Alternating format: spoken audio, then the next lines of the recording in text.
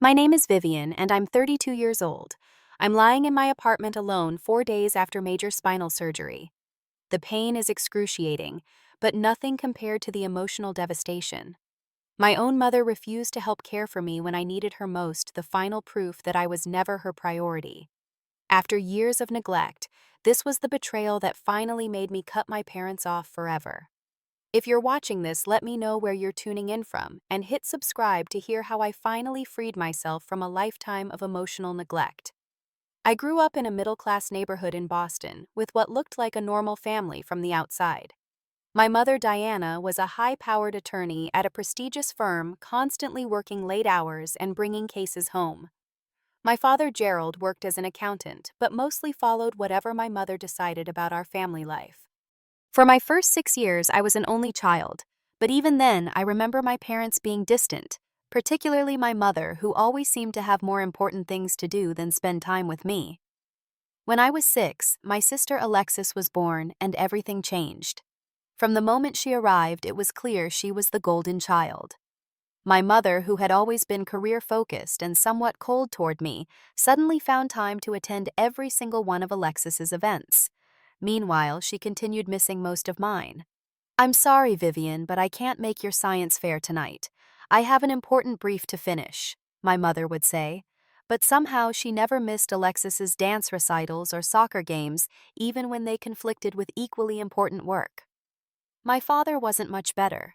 He was physically present more often, but emotionally absent, always deferring to my mother's parenting decisions. "Ask your mother" became the phrase I heard most often throughout my childhood, even when she wasn't around. I quickly learned that the best way to try getting their attention was through academic excellence. I studied harder than any of my classmates, bringing home perfect report cards and awards, desperately hoping for acknowledgement. But my achievements were always met with the same lukewarm response from my mother. "That's what we expect from you, Vivian." When I was 12, I won first place in a prestigious regional science competition. My project on water purification methods had taken months of work, and the award ceremony was scheduled on a Saturday afternoon. I remember begging my parents to attend. "We'll try to make it, honey," my father had said, but I saw the glance he exchanged with my mother. That Saturday, I stood on stage accepting my award, scanning the audience for my parents' faces. They weren't there. Later, I learned they had attended Alexis's dance recital instead, even though she had several recitals throughout the year, and this was my one competition. "Alexis needed the support more," my mother explained when I confronted her about missing my ceremony. "She gets nervous before performances. You're always so self-sufficient, Vivian." That became the theme of my childhood. Vivian is self-sufficient. Vivian understands. Vivian doesn't need as much attention. I learned to stop asking for their presence or support. The one bright spot in my family was my maternal Aunt Sarah. She recognized what was happening and tried to fill the void my parents created. When they missed important events, Aunt Sarah would be there cheering me on. She took me shopping for school clothes when my mother was too busy and actually asked about my interests and dreams. "You are extraordinary, Vivian," she would tell me. "Don't ever forget that your worth isn't determined by how others treat you." I clung to those words through years of feeling invisible in my own home. By my early teens, I had become entirely self-reliant out of necessity. I packed my own lunches, managed my own homework and activities, and stopped expecting my parents to show interest in my life. They had made it clear through their actions that Alexis was their priority, and I was an afterthought. The pattern was consistent. Alexis received attention, celebration, and concern, while I received expectations, indifference, and the constant message that I should understand why I wasn't the priority. So I learned to live without being anyone's priority, building my own inner strength through necessity, never realizing how this foundation of neglect would shape every relationship in my life. By the time I reached high school, I had perfected the art of self-sufficiency. I maintained a perfect GPA, joined multiple academic clubs, and worked part-time at the local library. My parents' emotional absence had become so normal that I rarely even noticed it anymore, except during those moments when I would see my friends' parents actively involved in their lives. My friend Hannah's mother attended every debate tournament, bringing homemade snacks for the entire team. Taylor's father helped coach her soccer practices, never missing a game. These glimpses into normal parent-child relationships always left me with an ache I couldn't quite name. When I was 16, I experienced my first major health crisis. I was diagnosed with appendicitis and needed emergency surgery. I called my mother from school when the pain became unbearable. "Can you come pick me up? I need to go to the hospital," I said through gritted teeth. There was a pause on the line. "I'm in the middle of preparing for court tomorrow, Vivian." "Can't you call your father?" My father was away on a business trip, which she would have known if she had been paying attention to our family schedule. After explaining this, my mother sighed heavily. "Fine, I'll call Aunt Sarah to get you. I'll try to stop by the hospital later." Aunt Sarah rushed to my school, drove me to the emergency room, and stayed with me through the diagnosis and prep for surgery. My mother arrived just before they took me in, stayed for 30 minutes, then left to handle something for Alexis, who was visiting college campuses that weekend. "Alexis is very anxious about these campus tours, and she needs me to help her prepare," my mother explained. "Aunt Sarah will stay with you, and you'll be fine. You're always so strong, Vivian." That was the word they always used for me, strong. Not loved or cherished or prioritized, just strong enough to withstand their neglect. Aunt Sarah stayed with me throughout my recovery, bringing my homework and sitting beside my bed. My father called once from his business trip. My mother visited for 20 minutes the day I was discharged before rushing off to help Alexis prepare for a college interview that was still weeks away. As my high school years progressed, I withdrew from my family, emotionally investing instead in my friendships and my passion for biomedical engineering. My science teacher, Mr. Reynolds, became a mentor who actually believed in my potential. "You have a remarkable mind, Vivian," he told me after reviewing my independent research project. "You could revolutionize medical technology someday." His encouragement meant everything to me because it came without conditions or comparisons. He saw me for who I was, not in relation to someone else.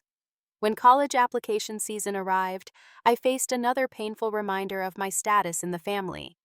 I had been accepted to several prestigious universities, including Northwestern, with its renowned biomedical engineering program. When I brought up the financial aspects with my parents, the conversation revealed yet another painful truth. "We can contribute about $5,000 per year toward your education," my mother said, reviewing my acceptance letters with clinical detachment. "You'll need to secure scholarships and student loans for the rest." I had already researched our family's finances enough to know this wasn't due to financial hardship. "But I thought you had college funds for both Alexis and me," I said cautiously. My mother looked uncomfortable for a moment. "Well, Alexis's education fund is more robust.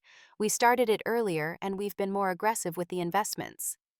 Later, I discovered they had been saving for Alexis's education since before she was born, while my fund had been started late and received minimal contributions. The message was clear. My future wasn't worth the same investment as my sister's. I threw myself into scholarship applications, secured 3 major awards, and took on a part-time campus job to fund my education. When I left for Northwestern that fall, my parents drove me to the airport, but the goodbye was perfunctory at best. "Call when you get settled," my mother said, already checking her watch for their next commitment. As the plane took off, I felt a strange mixture of grief and relief. I was leaving behind the constant proof of my secondary status in the family, but I was also leaving with the knowledge that I had never truly had parents who prioritized me. That pain would follow me no matter how far I flew. Northwestern University became my sanctuary. For the first time, I was surrounded by people who valued intelligence and drive, the very qualities my parents had taken for granted. My biomedical engineering program was challenging and exhilarating, and I found myself thriving in an environment where I was judged on my own merits. My contact with my parents dwindled to occasional phone calls that followed a predictable pattern. My mother would ask cursory questions about my classes, barely listening to my answers, before launching into updates about Alexis's college experience, which apparently warranted detailed attention despite her mediocre performance. "Alexis is struggling with her English literature professor. We've been on the phone with her for hours, helping her draft emails to discuss her grade." My mother would say, never acknowledging that she had never once offered to help review my work. Holiday visits home became exercises in emotional endurance. I would arrive to find my childhood bedroom had been converted to storage space, while Alexis's room remained pristine even in her absence. Conversations at dinner revolved around Alexis's social life and my parents' work with little interest shown in my achievements or challenges. The contrast between my family's treatment of Alexis and me became even more stark during college. My sister received elaborate care packages weekly, filled with homemade cookies, gift cards, and handwritten notes of encouragement. I received a generic birthday card with a $20 bill twice a year. My parents visited Alexis at her college, which was only a 2-hour drive from home at least monthly. They visited me in Chicago exactly once during my entire 4-year degree, and that visit lasted less than 24 hours because they needed to get back for one of Alexis's events. During that brief visit, I had eagerly shown them around campus, introduced them to my professors, and shared my research projects. My mother nodded politely, but seemed distracted. When my academic advisor mentioned my potential for graduate studies, my mother changed the subject to ask about the campus coffee shop. "Your mother doesn't seem very interested in your work," my roommate Jennifer commented after meeting my parents. Jennifer became the first member of what I came to call my chosen family. She introduced me to weekly Sunday dinner traditions with her friends, where everyone took turns cooking and sharing stories about their week.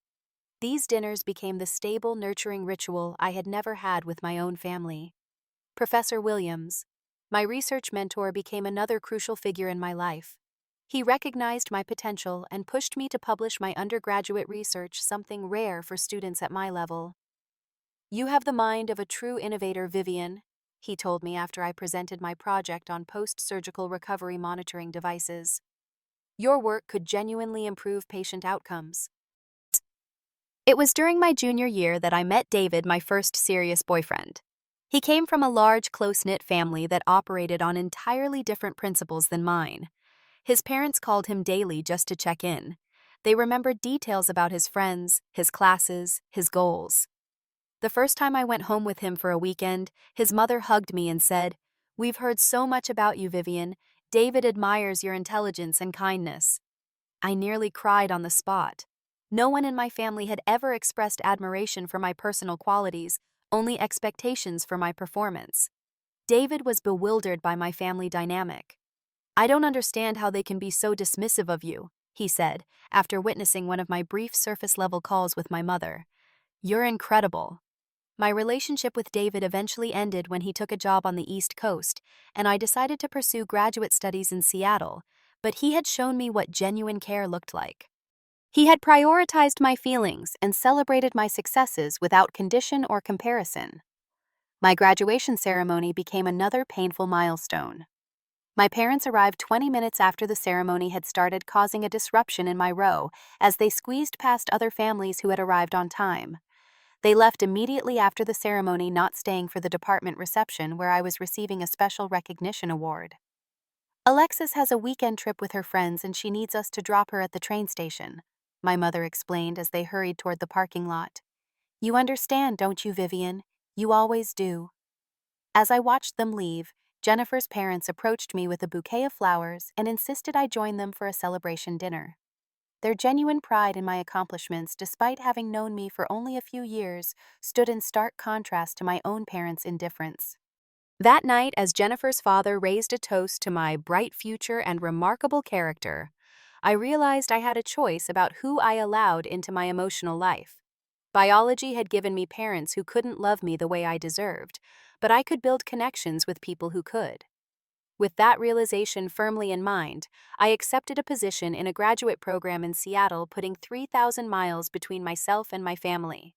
The distance wasn't just physical, it was the beginning of my emotional separation from the people who had never made room for me in their hearts. Seattle embraced me with its misty mountains and innovative spirit. I threw myself into my graduate studies and eventually secured a position at MedTech Innovations, a company developing cutting-edge medical devices. My focus was on creating technology that would help patients recover more comfortably and efficiently from surgical procedures, a passion partly inspired by my own lonely appendectomy recovery as a teenager. My communication with my parents became increasingly sparse during these years. My mother called on my birthday, usually a 5-minute conversation focused on logistics rather than connection. My father only reached out when prompted by my mother, his texts brief and impersonal. Neither expressed any real curiosity about my life or work. I had been in Seattle for nearly 3 years when I met Marcus at a biomedical engineering conference where we were both presenting research. He was intelligent, compassionate, and refreshingly direct. Our first date lasted 6 hours as we discussed everything from patient care innovations to our favorite hiking trails in the Pacific Northwest. Marcus came from a family that operated on a completely different wavelength than mine. His parents were warm, engaged people who called him several times a week just to chat about everyday things. They remembered details about his work, sent care packages for no reason, and made it clear that their love was unconditional and abundant. "My mom wants to know if you're free for dinner when they visit next month," he told me casually about 4 months into our relationship. "She's excited to meet you and wants to know about your food preferences." I was stunned by this simple consideration. My own mother had never once asked about my food preferences or expressed excitement about meeting anyone important to me. As our relationship deepened, Marcus began to notice the stark difference between his family interactions and mine. He was present for a particularly painful birthday call, where my mother spent 2 minutes wishing me happy birthday, before launching into a 20-minute monologue about Alexis's new job at a marketing firm, never once asking about my recent promotion. "I'm sorry, but that's messed up," Marcus said after I hung up. "You just led a team that developed a device that's going to help thousands of patients, and she couldn't spare 2 minutes to acknowledge it." His indignation on my behalf was both validating and uncomfortable. I had spent so many years normalizing my parents' neglect that having someone name it so directly was jarring. "That's just how they are," I said with a shrug. "Alexis has always been their priority." Marcus shook his head. "That doesn't make it okay, Viv. You deserve parents who celebrate you." With Marcus's support, I began seeing a therapist to address the patterns established in my childhood, Dr. Reynolds helped me recognize how my upbringing had affected my self-worth and my tendency to overwork to prove my value. "You're constantly trying to earn love that should have been freely given," she pointed out in one session. "And you accept scraps of attention because you've never known the feast." This ongoing work helped me establish healthier boundaries with my parents, though they barely seemed to notice my increased emotional distance. Our interactions continued to follow the same pattern, with Alexis at the center of every conversation, decision, and family plan. The holiday season during my second year with Marcus brought this dynamic into sharp relief. We flew to Boston for Christmas, staying in a hotel rather than with my parents, because, as my mother explained, Alexis will need the guest room for her things. During the family dinner, my mother arranged a photo session and positioned Marcus and me at the far edge of every group shot. In one painful moment, she actually asked us to step aside so she could get just family in a picture. Marcus was livid afterward.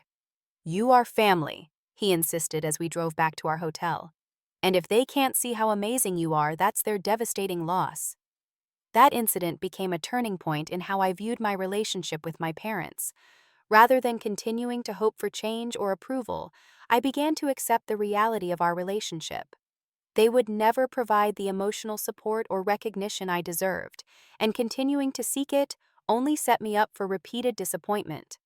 With this new perspective, I limited my contact further, calling only on major holidays and responding to their infrequent messages with brief, polite replies.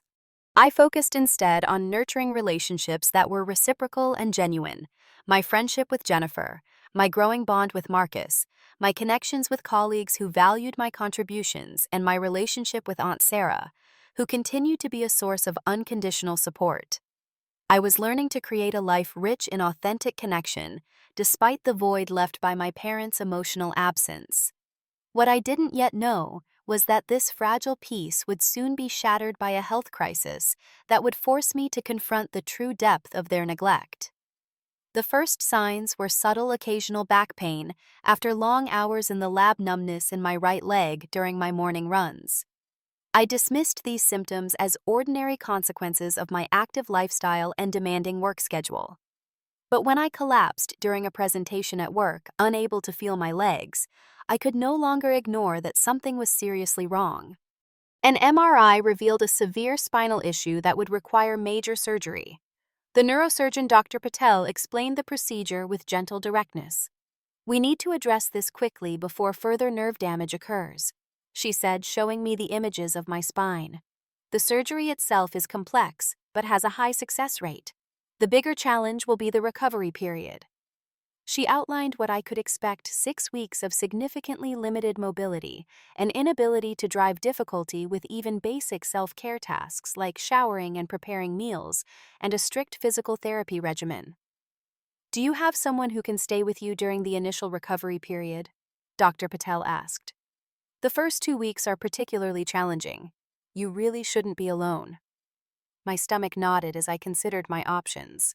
Marcus had been supportive since my diagnosis, accompanying me to appointments and researching specialists. But he had an unavoidable 2-week business trip to Japan that coincided exactly with my surgery date. We had already discussed postponing the surgery until after his trip, but Dr. Patel strongly advised against any delay. "I could hire a home health aide," I suggested, mentally calculating the cost against my savings. "That's an option for certain tasks." Dr. Patel agreed. "But having someone with you around the clock would be ideal, especially for the first week or two. Do you have family nearby?" The question hung in the air. Family. The word carried such different meanings for different people. For some, it meant unconditional support and care. For me, it had always meant proving I could manage on my own. But this was different. This was a genuine medical need, not a bid for attention or validation. Surely in this circumstance, my mother would step up. Despite our difficult history, she was still my mother. This would be her opportunity to show that when it truly mattered, I did count. That evening, I called my mother and explained the situation in detail, trying to keep my tone matter-of-fact rather than pleading. "The surgery is scheduled for September 12th, I concluded. "Marcus will be in Japan, and I'll need someone to help me during the initial recovery. The doctor says I won't be able to manage alone." There was a long pause on the other end of the line. "September is very difficult," my mother finally said. "Alexis is planning her engagement party, and I've committed to helping her with all the arrangements. Can't you reschedule the surgery?" I explained Dr. Patel's concerns about nerve damage if we delayed. "What about your friends, or hiring someone?" my mother suggested. "I'm exploring those options," I replied, my voice steady despite the ache spreading through my chest. "But the doctor strongly recommended having family support." Another pause, longer this time. "Let me check my calendar and talk to your father. I'll get back to you." 3 days passed without a word from either of my parents. I proceeded with preparations, arranging medical leave from work and setting up my apartment to be as accessible as possible during recovery. Marcus helped move essential items to counter height and installed grab bars in the bathroom. "I hate that I'll be away," he said repeatedly. "I've tried everything to reschedule this trip, but the contracts absolutely require my presence." "It's not your responsibility," I assured him, though my anxiety was mounting as surgery day approached with no word from my parents. When my mother finally called back, her message was tentative but somewhat promising. "I think I can arrange to fly out the day before your surgery. I'll need to return after a week for Alexis's engagement planning session, but at least I can help with the initial days."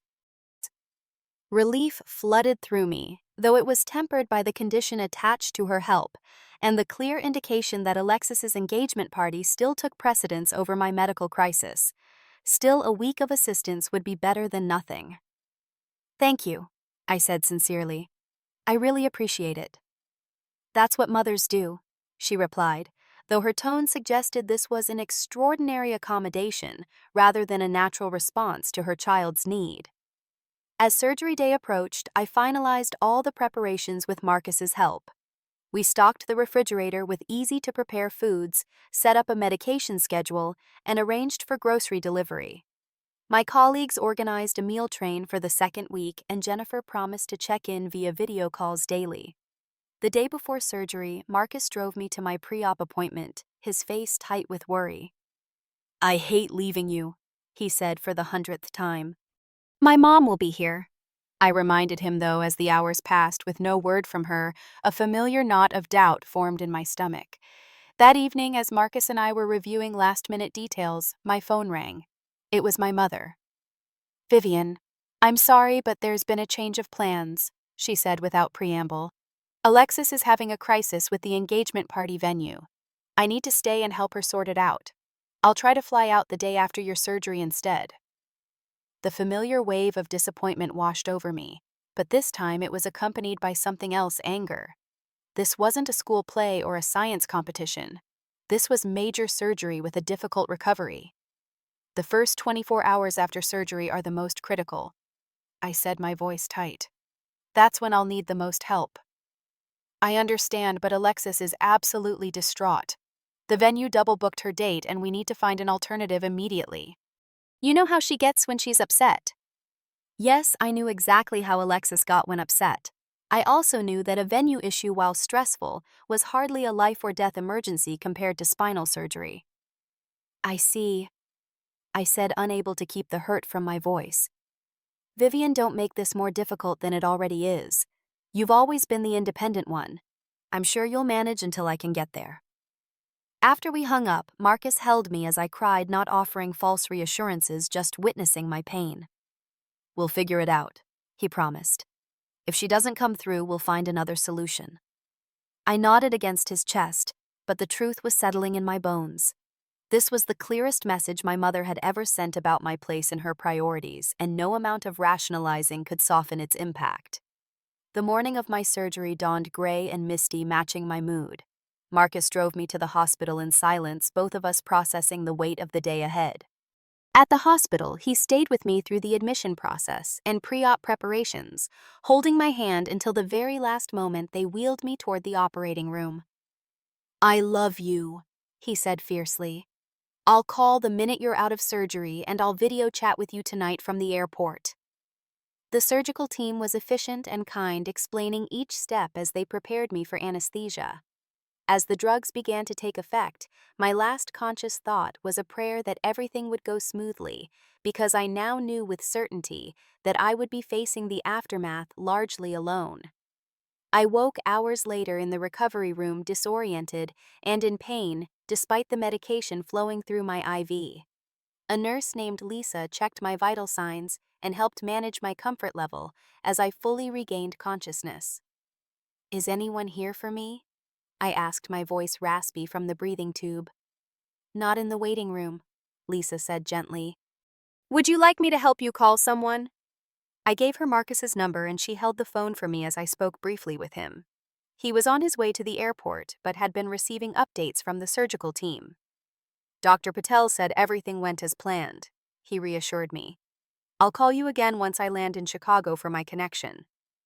After he hung up, Lisa asked, "Is there anyone else you'd like to call? Your mother, perhaps?" The question sent a fresh wave of pain through me, one that had nothing to do with my surgical incision. "Could you try my mother?" I asked, giving her the number. The call went to voicemail. Later that evening, when I was settled in my hospital room, my phone chimed with a text message from my mother. "Hope the surgery went well. Very busy with Alexis's venue crisis. We'll update you on travel plans soon." No questions about how I was feeling, no details about when she might arrive. Just a brief acknowledgement of my surgery and a reminder that Alexis's party planning took precedence. I spent that night drifting in and out of sleep, nurses coming regularly to check my vital signs and pain levels. Marcus called from his layover, as promised, his face on the video chat screen etched with concern. "I've been researching home health aid services," he said. "I'm going to set something up for you until I can get back." The next day was a blur of pain management, initial physical therapy assessments, and discharge planning. Dr. Patel visited to discuss the success of the procedure and outline the recovery protocol. "You said your mother would be staying with you," she confirmed. "That was the plan," I said, not elaborating on the uncertainty of that arrangement. By evening, I still hadn't heard any definite plans from my mother. I tried calling again, and this time she answered. "I'm still trying to work things out here," she said, her voice distracted. "The venue situation is a complete disaster and Alexis is inconsolable." "When do you think you might be able to come?" I asked, directly needing to plan. "I'm just not sure, Vivian. The earliest might be next week after we secure a new venue. Alexis needs me right now. The words hit me like a physical blow. Next week would be far too late to help with the most critical phase of my recovery. I need you right now, Mom, I said quietly. I'm having major surgery and will be discharged tomorrow with no one to help me. I understand it's difficult, she replied, her tone suggesting she was simply dealing with one of my ordinary disappointments rather than a genuine crisis. But you've always been so capable. I'm sure you can manage until I can get there. Maybe hire someone temporarily. After we hung up, I lay in my hospital bed staring at the ceiling, a sense of clarity washing over me. For 32 years, I had been told I was strong, independent, capable, all code words for not a priority. I had accepted the scraps of attention my parents offered, always hoping that in a true emergency, they would show up for me. Now I had my answer. Even spinal surgery wasn't enough to prioritize me over Alexis's party planning. The next morning, discharge day arrived. I waited hopefully for news from my mother, checking my phone repeatedly. Around noon, a text message appeared. Vivian, I'm so sorry, but I won't be able to come at all. We found a new venue for Alexis, but now we need to redo all the arrangements. She needs me here to help with everything. I know you'll understand, as you always do. Maybe your friend Jennifer can help. I read the message 3 times, each word cementing my decision. Without responding, I blocked my mother's number, then my father's, and finally Alexis's. I was done seeking scraps of care from people who had demonstrated repeatedly that I would never be their priority. A kind nurse named Amanda helped arrange transportation home and carried my bag to the hospital provided transport service. Is someone meeting you at home? She asked with concern. I'll be okay, I assured her, the words I had been trained to say my entire life. Those first days alone were among the hardest of my life. I crawled to the bathroom when I needed it, survived on protein bars and water kept by my bed, and managed my pain medication on a strict schedule. Simple tasks like changing clothes became monumental challenges. Showering was impossible. Marcus called multiple times daily from Japan, his face increasingly stricken as he witnessed my struggle through video chat. I'm changing my flight, he insisted on the 3rd day. I'm coming home early. You can't break the contract, I reminded him, though I desperately wanted him to return. On the 4th day, lying on the bathroom floor after an exhausting effort to clean myself with washcloths, I received a group text from my mother. Exciting news. We've secured the plaza for Alexis's engagement party. Save the date cards going out next week. Vivian, hope your recovery is going well. The contrast was so stark, so painfully clear. While I was literally unable to stand without assistance, my mother was celebrating securing a party venue. In that moment, lying on my cold bathroom floor, I made the final decision.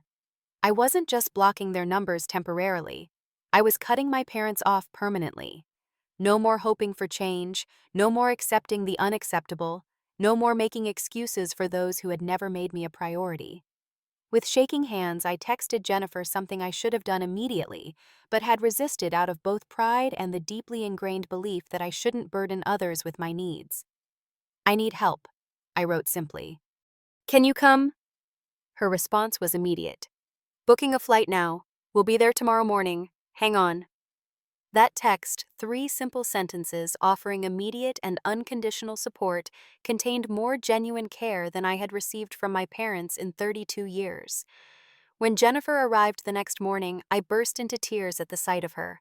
She took one look at my unwashed hair, the protein bar wrappers scattered around my bed, and the obvious signs of my struggle to manage alone, and her face crumpled in sympathy. "Oh, Viv," she said, setting down her bag and carefully sitting beside me on the bed. "Why didn't you call me sooner?" "I thought my mother would come," I admitted. "And then I thought I could handle it alone." Jennifer immediately went into action mode, helping me shower, changing my sheets, preparing real food, and organizing my medications. She worked with gentle efficiency, treating my vulnerability with matter-of-fact kindness rather than the inconvenience my mother had implied it would be. "I can stay for a week," she told me as she helped me settle on the couch with fresh clothes and a proper meal. "I've already arranged the time off work." The contrast between Jennifer's immediate unconditional support and my mother's complete absence was impossible to ignore. Jennifer had dropped everything for me without hesitation, while my mother couldn't even postpone party planning for a genuine medical emergency. 3 days after Jennifer's arrival, Marcus returned from Japan, having rearranged meetings and delegated presentations to come home early. He walked into the apartment with a look of such relief at seeing me properly cared for that I started crying again. "The company understood completely," he assured me, kissing my forehead. "Family emergencies take precedence over business." Family emergencies take precedence. Such a simple concept, yet one my own family had never grasped. Jennifer stayed for the remainder of her planned week, helping establish routines and systems for my recovery. My colleagues from work organized a meal delivery schedule, dropping off home-cooked dinners every other day. Neighbors I barely knew offered to run errands and pick up prescriptions. Marcus took over my care with devoted attention, helping with everything from physical therapy exercises to washing my hair. 2 weeks after my surgery, my phone rang with an unfamiliar number. It was Aunt Sarah. "Vivian, your parents are frantic," she said without preamble. "They say they can't reach you." "I've cut contact with them," I said simply. There was a long pause. "Because your mother didn't come for your surgery." That was just the final straw. "This has been 32 years in the making, Aunt Sarah." She sighed heavily. "I understand more than you might think. I've watched how they've treated you your entire life, and it's broken my heart. But are you sure about cutting them off completely?" "I've never been more certain of anything," I replied. "The surgery just made it impossible to ignore what I've always known I will never be their priority, not even when I'm in crisis. And I deserve better than that." Aunt Sarah flew out the following week, bringing emotional support along with practical help. We had long conversations about family patterns and the difficulty of accepting that some parents are simply incapable of providing the love their children deserve. "Your mother has always been this way," she told me during one of our talks. "Even as a child, she was focused on herself and what she wanted. I had hoped having children might change her, but instead she just created a hierarchy with Alexis at the top, and you relegated to the role of the strong, self-sufficient one, who didn't need attention." "But why?" I asked the question that had haunted me my entire life. "Why couldn't she love me the way she loves Alexis?" "It's not about you, Vivian. It never was. Some people only have the capacity to fully invest in one relationship at a time, and for whatever reason, Alexis fit better with your mother's image of what a daughter should be. You were too independent, too smart, too self-sufficient from the beginning. She didn't know how to connect with that, so she focused on Alexis, who demanded attention in ways she understood." This conversation was painful, but healing. For the first time, I truly accepted that my mother's inability to prioritize me wasn't because I was fundamentally unworthy of love, but because of her own limitations. Meanwhile, my therapy sessions with Dr. Reynolds intensified, focusing on the grief and liberation that came with cutting off my parents. "What you're experiencing is complicated grief," she explained. "You're mourning both the relationship you had and the relationship you deserved but never received. It's okay to feel relief alongside sadness." 3 weeks after my surgery, Alexis called from a new number bypassing my block. "What is wrong with you?" she demanded when I answered. "Mom and Dad are beside themselves. How could you block them when Mom is trying to help with your recovery?" "Mom never tried to help with my recovery, Alexis. She chose to help with your engagement party instead of being here when I couldn't even walk to the bathroom alone." "The venue situation was a complete disaster," Alexis insisted. "I needed her. And I needed her when I was lying on my bathroom floor unable to stand," I replied calmly. "But I wasn't the priority. I never have been." "That's ridiculous," Alexis scoffed. "You've always been the golden child with your perfect grades and prestigious career. Mom and Dad have always been so proud of you." Her perspective was so skewed, so completely opposite to reality, that I actually laughed. "Alexis, when was the last time either of them attended any event important to me? When did they last call just to check how I was doing, not to tell me about your life? When did they ever prioritize my needs over yours?" The silence on the other end was telling. "That's different," she finally said. "You don't need attention the way I do." "Everyone needs attention and care, Alexis. I've just learned to live without it from them. And now I'm choosing to stop trying." After hanging up, I decided to write my parents a final letter explaining my decision. It took several drafts to strike the right tone, neither accusatory nor apologetic, simply clear about my boundaries. The letter detailed specific instances throughout my life when they had made it clear I wasn't a priority, culminating in the surgery incident. I explained that I was no longer willing to accept a place on the periphery of their lives, and that I had found true family in the people who showed up for me without conditions or comparisons. I wish you well, I concluded, but I need to focus my energy on relationships that nurture, rather than deplete me. Please respect my decision by not attempting further contact. I mailed the letter with a sense of completion rather than anger. This wasn't an act of revenge but of self-preservation and growth. My father made one attempt to contact me calling from his office phone about a week after I sent the letter. "Vivian, this is extreme," he said when I answered. "Your mother is upset." "I'm sure she is," I replied. But where was this concern when I was recovering from surgery alone? "She had obligations to Alexis," he said, repeating the familiar refrain. "You know how she gets." "Yes, I do know, and that's exactly why I've made this decision." "I could come visit," he offered half-heartedly, "without your mother." "Would you really do that? Dad make me a priority over Mom and Alexis for once." His hesitation was answer enough. My mother's response to my letter came through Aunt Sarah.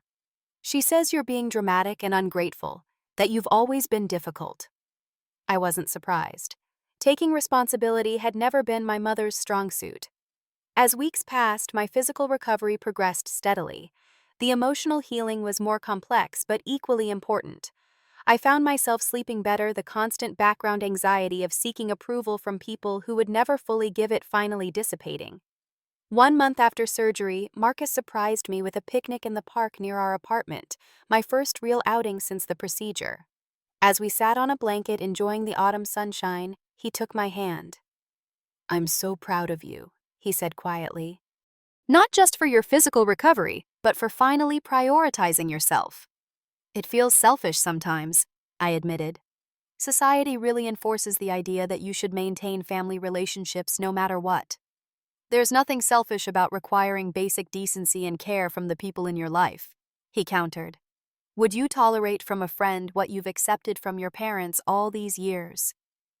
The question clarified everything.